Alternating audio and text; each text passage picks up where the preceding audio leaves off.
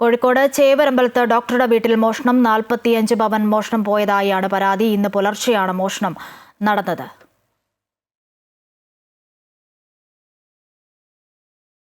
വിവരങ്ങളുമായി കോഴിക്കോട് നിന്നും വർഷയുണ്ട്. വർഷ, ദൃശ്യങ്ങളടക്കം പുറത്തു വന്നിട്ടുണ്ട്. വിവരങ്ങൾ.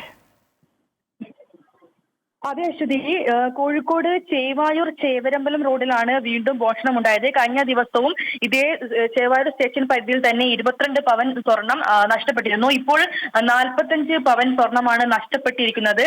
ഒരു ഡോക്ടറുടെ വീട്ടിലാണ് മോഷണം നടന്നിട്ടുള്ളത്. ഇന്ന് പുലർച്ചെയായിരുന്നു മോഷണം. അതിന്റെ CCTV ദൃശ്യങ്ങളെല്ലാം പുറത്തു വന്നിട്ടുണ്ട്. ഈ ഡോക്ടറും കുടുംബവും തിരുവനന്തപുരത്തെ വീട്ടിൽ പോയപ്പോഴായിരുന്നു മോഷണം നടന്നത്. അലമാറയിലും അതുപോലെ മേശയിലും ഉണ്ടായിരുന്ന സ്വർണ്ണാഭരണങ്ങളാണ് മോഷ്ടിച്ചു കൊണ്ടുപോയിട്ടുള്ളത്.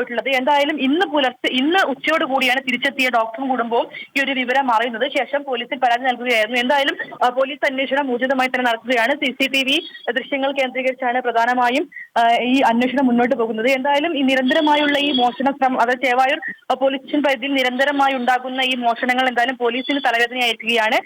പ്രതിയിലേക്ക് ഈ പ്രതി തന്നെയാണോ സമാനമായ മറ്റ് മോഷണം നടത്തിയെന്നുള്ള കാര്യമൊന്നും വ്യക്തമല്ല. എന്തായാലും ഈ പ്രതിയെ പിടികൂടാനുള്ള നടപടികൾ പോലീസ് ആരംഭിച്ചിട്ടുണ്ട്.